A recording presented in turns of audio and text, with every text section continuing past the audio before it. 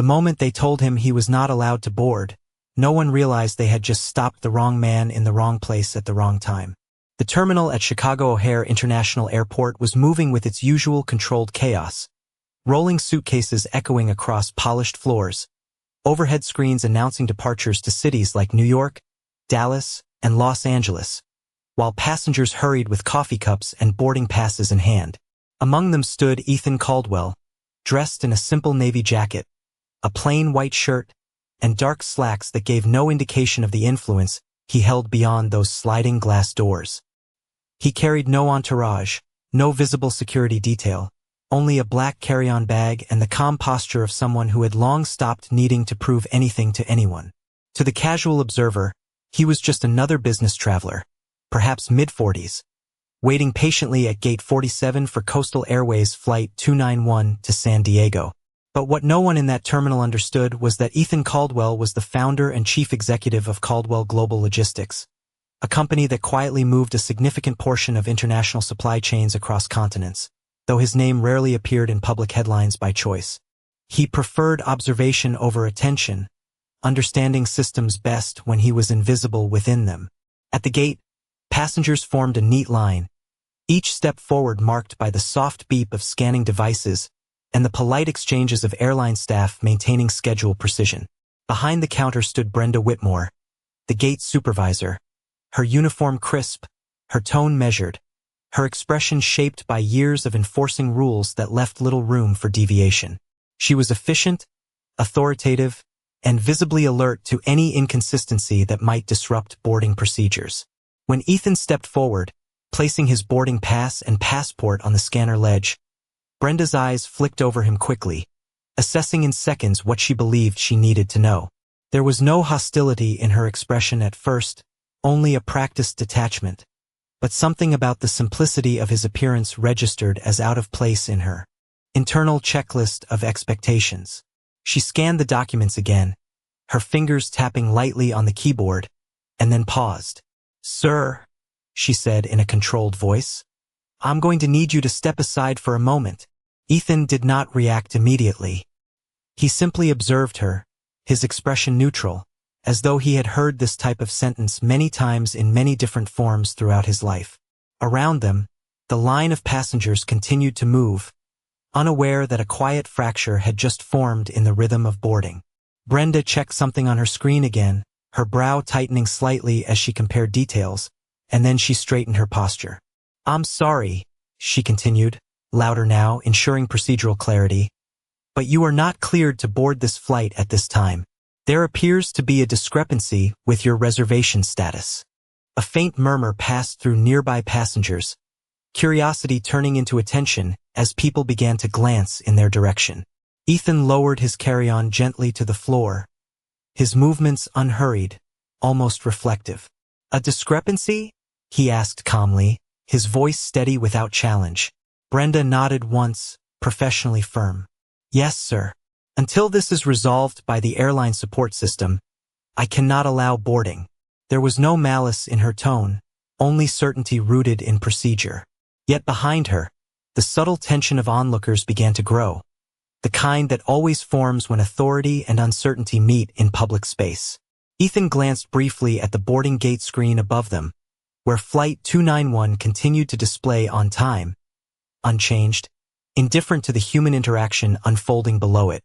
Then he looked back at Brenda, not with anger, not with protest, but with a quiet stillness that suggested he was already thinking several steps beyond the moment in front of him.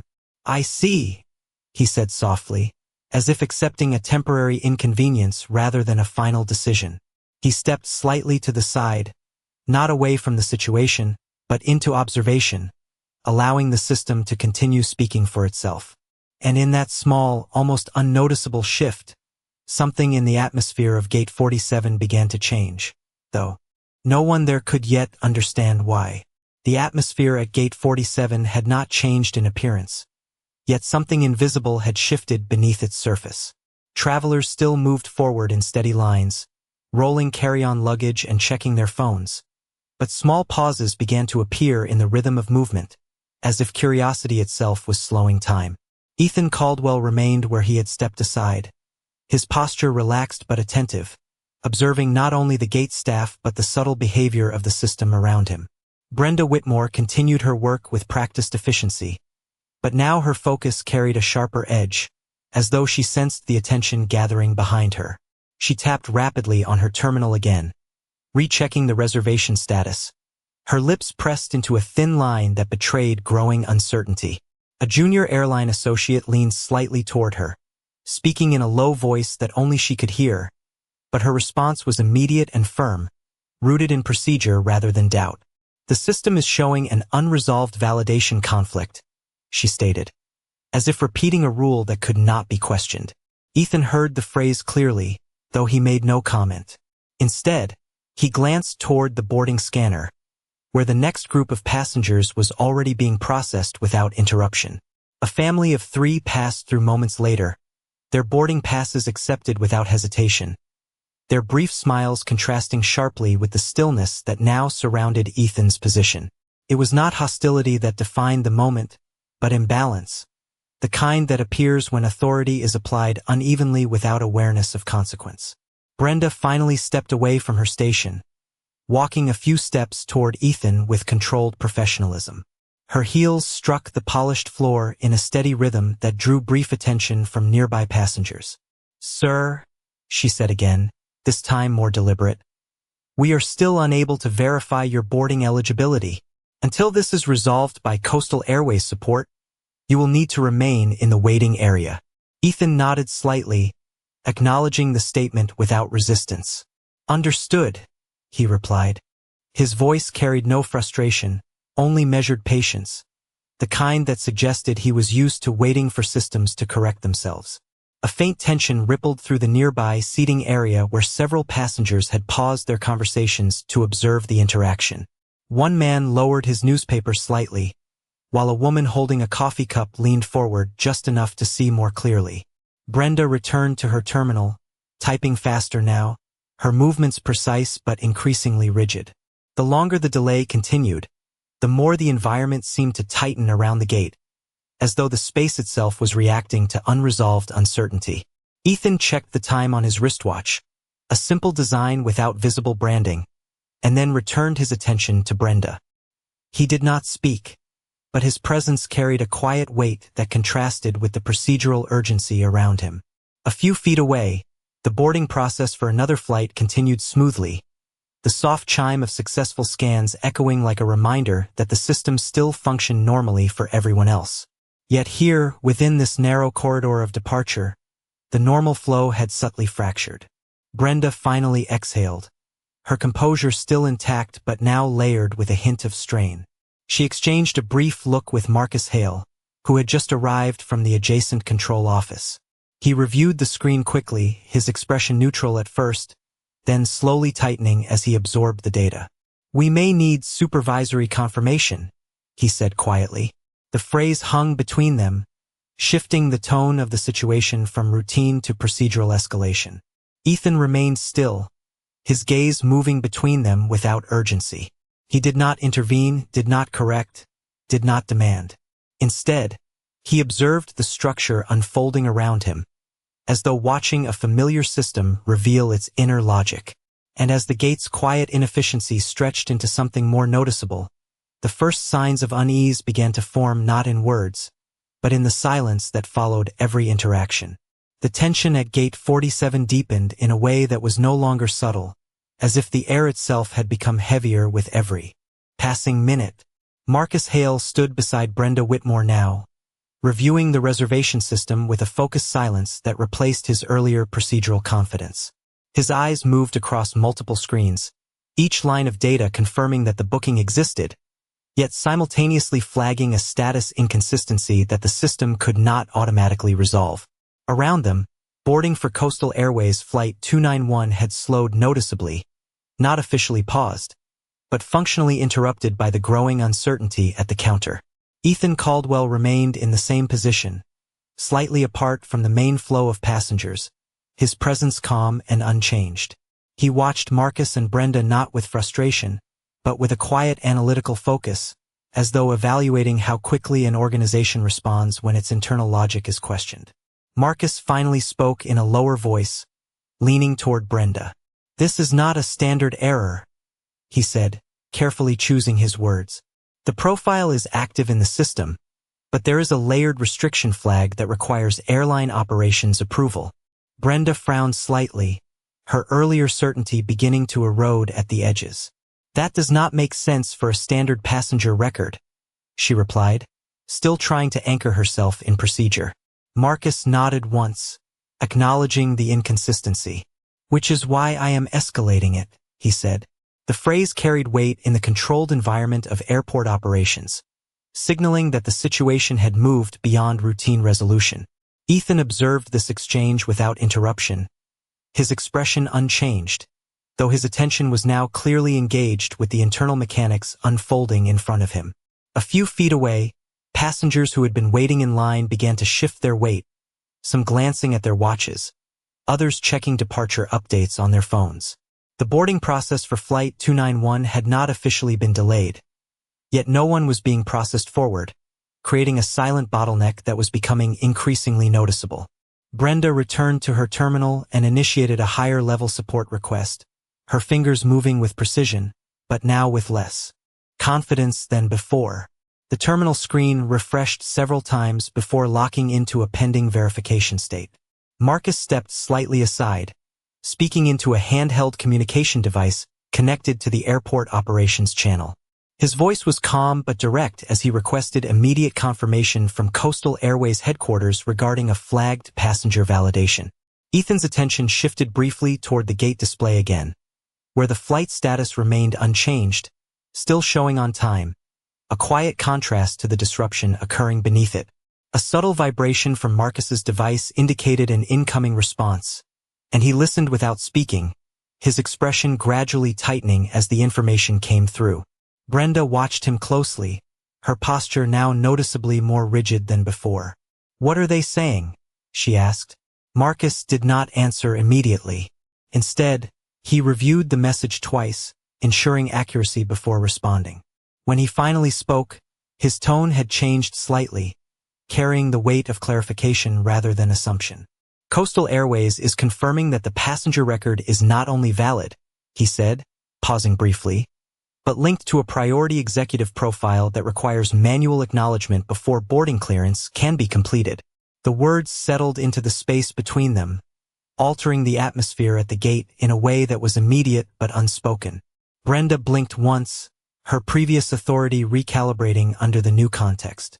She turned her head slightly toward Ethan for the first time with a different level of attention, as though seeing him through a corrected lens.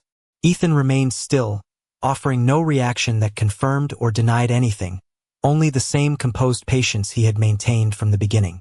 Around them, the ambient noise of the terminal seemed to soften, not because it had decreased, but because attention had shifted inward toward this single unresolved point. Marcus lowered his device and stepped closer to Brenda, his voice now quieter. "We will need direct acknowledgement from operations before we proceed further," he said.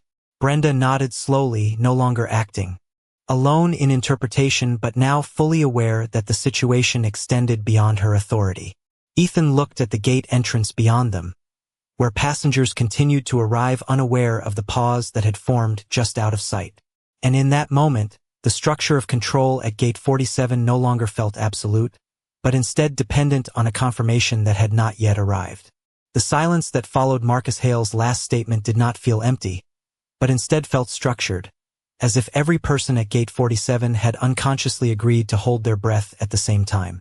The airport terminal beyond the gate continued its normal rhythm of movement, yet within this small operational zone, time appeared to behave differently.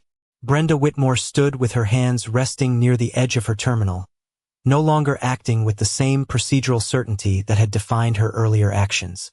Marcus remained slightly behind her, monitoring his handheld device with the focused patience of someone waiting for a confirmation that would determine the next step in a system that had suddenly become more complex than expected. Ethan Caldwell continued to observe without interruption, his posture unchanged, his attention steady, as though the unfolding delay was not an inconvenience but a reveal of how systems respond under pressure. A few passengers who had been waiting in line had now begun to step back toward the seating area, sensing that forward movement was no longer immediate. Some checked departure boards again, confirming that nothing official had changed, while others exchanged quiet comments that reflected confusion rather than frustration. Brenda finally broke the silence by speaking into her communication headset, requesting an immediate direct line with Coastal Airways operations. Her voice remained professional, but there was a subtle shift in tone, no longer absolute but instead carefully measured. Marcus reviewed his screen again and then spoke softly. "Operations has acknowledged the escalation request," he said. "They are reviewing the executive verification now." The phrase executive verification altered the atmosphere again, not loudly, but precisely, like a switch being adjusted inside the structure of authority. Brenda exhaled slowly, her gaze briefly shifting toward Ethan before returning to the terminal display. Ethan, however, did not react to the phrase. Instead, he subtly adjusted his position, now standing slightly closer to the gate threshold, as if aligning himself with the boundary of the system rather than outside of it. The boarding lane remained physically open, yet no one advanced through it, and this absence of movement created a visible pause in the flow of passengers behind him. A young airline associate nearby whispered something to another staff member, but the conversation ended quickly, replaced by attentive silence. Marcus's device vibrated again, and this time he did not hesitate before reading the incoming message. His expression shifted subtly as he absorbed the contents, no longer simply procedural but now interpretive. He stepped closer to Brenda and lowered his voice. "Operations is confirming direct recognition required," he said. "They are requesting verbal acknowledgement before any clearance is finalized." Brenda looked at him with a brief moment of hesitation that had not been present earlier. "From whom?" she asked. Marcus paused before responding, as if verifying the exact wording of the message. "From the executive profile holder associated with the booking." A faint tension moved through Brenda's posture as she turned once more toward Ethan, now fully aware that the system was no longer simply validating data but waiting for confirmation from the person standing in front of her. Ethan met her gaze calmly, without pressure or urgency, only presence. The surrounding terminal noise seemed to soften further, as though the attention of nearby travelers had been quietly drawn into the unfolding situation without instruction. A man seated near the gate leaned forward slightly, while a woman holding a passport tightened her grip on her boarding documents. Marcus stepped back half a pace, recognizing that his role was now limited to relay rather than resolution. Brenda hesitated for a moment longer, then spoke carefully into her headset, repeating the requirement for executive acknowledgement. The response from operations was immediate but indirect, instructing her to proceed with verbal confirmation if the passenger could be positively identified. At that exact moment, Ethan finally spoke again, his voice calm and deliberate. He did not raise it, nor did he lower it. He simply stated his name once, clearly and without emphasis. The effect of that simple confirmation was not immediate in appearance, but it was immediate in consequence. Brenda's expression changed first, followed by Marcus's stillness, as both processed the alignment between identity and system record.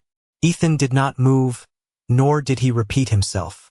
Instead, he simply waited, as if the final step was no longer about verification, but about recognition already in motion. And in the space that followed, the gate no longer felt like a place of delay, but like a point where every assumption was about to be reevaluated without warning. The confirmation that had just been spoken into the system did not create noise, but instead created a shift in structure, as if the environment itself had reclassified what it was observing. At gate 47, Brenda Whitmore remained still for a brief moment longer than usual, her hand hovering near the terminal as she processed the direct alignment between the name she had just heard and the executive verification request still open on her screen. Marcus Hale, standing slightly behind her, reviewed the incoming update from Coastal Airways operations once again, as if verifying that the sequence of events had not been misinterpreted. The message was no longer ambiguous. The executive profile tied to the reservation required immediate procedural acknowledgement, and the identity confirmation had matched in full. Around them, the boarding area remained visually unchanged, yet the energy had shifted in a way that was noticeable even to passengers who did not fully understand what had occurred. Conversations had quieted further, replaced by observation. Ethan Caldwell stood in the same position, his posture unchanged, his attention steady, as though the confirmation of his identity had not altered his internal state but only clarified the external system. Around him, he did not display satisfaction, nor impatience, only continuity, as if this moment had always been expected rather than achieved. Brenda finally spoke, her voice now noticeably more measured than before. "Thank you," she said into her headset, confirming receipt of the authorization. The words were procedural, but they carried a different weight than earlier exchanges. Marcus lowered his device slightly, his role now transitioning from escalation management to observation of resolution. He looked at Ethan briefly, then returned his gaze to the terminal screen, where the system had begun updating the passenger status in real time. The previously flagged restriction indicators began to clear one by one, replaced by an active clearance status tied directly to executive acknowledgement. A subtle notification tone sounded from Brenda's console, signaling the completion of verification. She read it silently, her expression tightening briefly as she absorbed the final confirmation. The system had not only validated the reservation, but had overridden the earlier denial condition entirely based on authenticated identity. For a moment, Brenda did not move, as if recalibrating her understanding of the interaction that had taken place. Ethan remained where he was, neither advancing nor retreating, simply present within the space that had now officially changed status. Marcus stepped slightly forward and spoke in a quiet, neutral tone. "The boarding restriction has been lifted," he said. His words were not dramatic but final in their function. Brenda nodded once, then turned toward Ethan with a controlled professional demeanor that now carried a noticeable absence of earlier certainty. "Mr. Caldwell," she said, now using the name with full recognition, "you are cleared for boarding." The announcement was not made loudly, but it was heard clearly by those closest to the gate. Several passengers who had been observing the situation shifted subtly, their attention now fully engaged as they processed the transition from delay to clearance. Ethan gave a slight nod, acknowledging the statement without emphasis. He picked up his carry-on bag again, not hurriedly, but with the same calm precision he had maintained throughout. As he stepped forward toward the boarding scanner, the path that had previously been paused now opened without resistance. Brenda stepped slightly aside, ensuring clear access, her posture returning to professional neutrality, though her earlier confidence had not fully returned. Marcus remained where he was, watching the final movement with the awareness that the system had completed its correction cycle. Ethan passed through the boarding point, where the scanner confirmed approval with a soft audible signal, and continued toward the jet bridge without hesitation. Behind him, the gate returned gradually to motion, passengers beginning to move forward again as the interruption dissolved back into routine operations. Yet the atmosphere did not fully return to what it had been before, because something had shifted in the understanding of those who had witnessed the sequence unfold.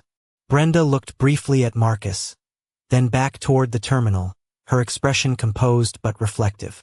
Marcus closed his device and stepped back into the operational flow, his role completed but his awareness still active. And as Ethan disappeared into the jet bridge leading to the aircraft, the gate resumed its function, but no longer with the same unquestioned certainty that had defined it before the moment of recognition had occurred. The jet bridge doors closed behind Ethan Caldwell with a soft mechanical seal that marked the transition from terminal space to aircraft corridor.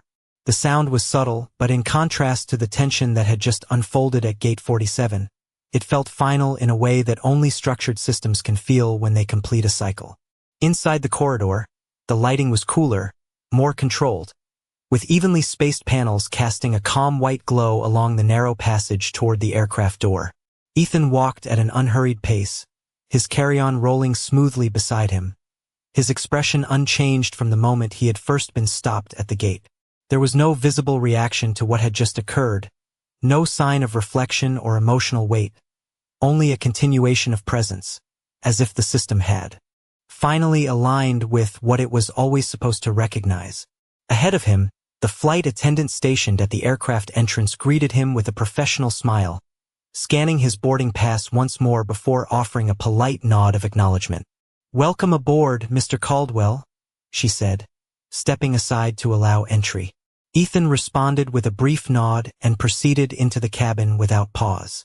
Inside the aircraft, the environment shifted again, from structured corridor to enclosed cabin space filled with quiet preparation for departure. Passengers were settling into seats, overhead compartments closing, seat belts being adjusted, and flight attendants moving with practiced efficiency through the aisle. Ethan found his assigned seat in business class, placing his carry-on in the overhead compartment with precise movement before sitting down by the window. Outside, through the small rectangular frame, the airport terminal remained visible, including the distant shape of Gate 47, where the earlier events had taken place. Back at the gate, Brenda Whitmore stood for a moment longer at her terminal, reviewing the final system confirmation that had cleared the executive profile without further restriction. Her posture had returned to standard operational stance, but her expression reflected a subtle recalibration of perspective. Marcus Hale closed his handheld device completely and exhaled once, shifting his attention back toward normal gate operations as the boarding process resumed for remaining passengers.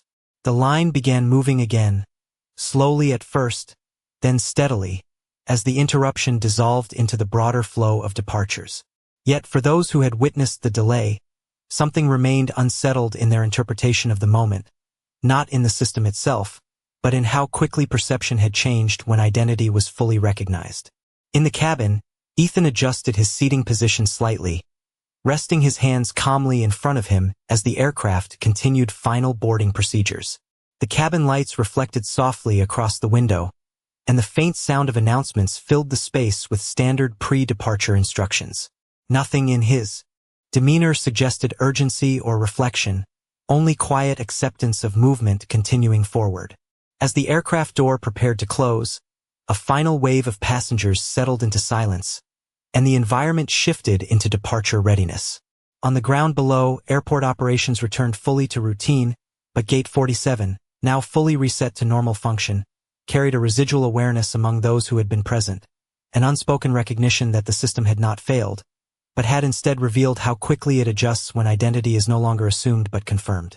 And as the aircraft prepared to taxi toward the runway, Ethan Caldwell looked out through the window once more, seeing the terminal lights recede into distance, not as a conclusion, but as a continuation of movement through systems that only fully reveal themselves when tested under pressure.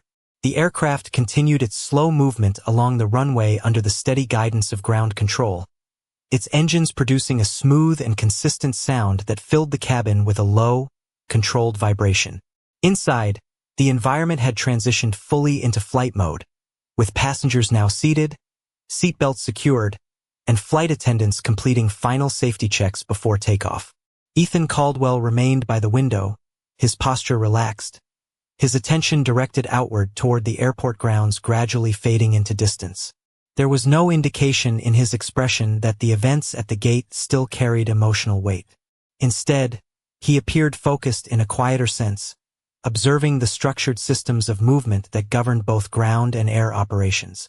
The aircraft lifted slightly, then fully separated from the runway, ascending into the sky with measured stability. As the city below began to shrink into a pattern of lights and geometry, the cabin lights dimmed slightly, signaling the transition into cruising procedures. A flight attendant moved down the aisle offering final adjustments to passengers, her tone calm and consistent with standard service protocol. When she reached Ethan's row, she paused briefly, confirming his comfort before continuing onward. "We are now en route to San Diego," the captain's voice announced over the intercom, steady and professional. The cabin responded with subtle shifts of movement as passengers settled into the duration of the flight. Ethan adjusted his seat slightly, maintaining his calm posture as the aircraft leveled into its assigned altitude. Meanwhile, back at Chicago O'Hare International Airport, Gate 47 had already returned to full operational normality. The boarding process for other flights continued without interruption, and the earlier delay had been absorbed into the natural flow of airport activity. Brenda Whitmore had resumed her standard duties, scanning boarding passes, coordinating passenger flow, and ensuring procedural accuracy as if the earlier event had been integrated into the system's routine history. Marcus Hale had already moved on to another operational assignment, his attention redirected to the next set of flights requiring coordination. Yet within the quiet reflections of those who had been present during the earlier incident, there remained a subtle awareness that the interaction had altered something intangible in their perception of authority and confirmation. Not in a disruptive way, but in a structural one, like a reminder that systems function not only through rules, but through recognition of identity when it is fully verified. On the aircraft, Ethan looked out once more at the clouds stretching across the horizon, illuminated faintly by sunlight filtering through atmospheric layers. The world below was no longer visible in detail, only in impression, as distance transformed complexity into simplicity. He reached calmly for a document inside his briefcase, reviewing a series of reports related to global logistics operations, his attention shifting naturally back into work without separation between travel and responsibility. The cabin remained quiet, with the low hum of engines providing a steady background rhythm. Other passengers engaged in their own activities, reading, resting, or watching personal screens, each absorbed in their individual space within the shared environment. The flight proceeded without disturbance, maintaining consistent altitude and speed as it moved across the continental airspace. Ethan's presence remained unremarkable to those around him, blending seamlessly into the environment of business-class travel. Yet his earlier interaction at the gate had already set in motion a series of procedural reviews within airline operations that would continue after the flight had landed. These internal processes, however, were far removed from the passengers aboard, existing instead within the structured framework of airline governance. As the aircraft continued its journey toward San Diego, the sky outside remained clear, the horizon uninterrupted, and the sense of motion steady and controlled. Inside, Ethan Caldwell remained composed, not reflecting on what had occurred, but simply moving forward as systems around him adjusted, responded, and returned to equilibrium in his absence. The aircraft had been in steady cruise for some time now, moving smoothly through a clear stretch of sky above the western United States. The cabin lighting remained soft and consistent, designed to maintain a calm environment as passengers settled into the mid-portion of the flight. Ethan Caldwell sat by the window in quiet focus, the faint reflection of the cabin interior blending with the view of clouds stretching endlessly across the horizon. His posture had not changed since takeoff, yet the stillness around him carried a different quality now, one shaped by distance rather than anticipation. The earlier events at the airport had already been absorbed into the operational systems on the ground, but within Ethan's own perspective, they had never required emotional processing. Instead, they had simply confirmed what he already understood about structure, hierarchy, and recognition. A flight attendant moved gently through the aisle, offering water and checking passenger comfort, her steps measured and silent. When she reached Ethan's row, she paused briefly, confirming everything was in order before continuing without interruption. Ethan acknowledged her with a simple nod, then returned his attention to the document in his hands. It contained a series of operational summaries related to Caldwell Global Logistics, including supply chain adjustments, port scheduling updates, and international coordination notes. He reviewed each line methodically, his focus unwavering, as though altitude and distance had no effect on continuity of responsibility. Outside the window, the sky remained bright and stable, with sunlight diffused through layers of thin cloud cover, creating a soft gradient of light that stretched across the horizon.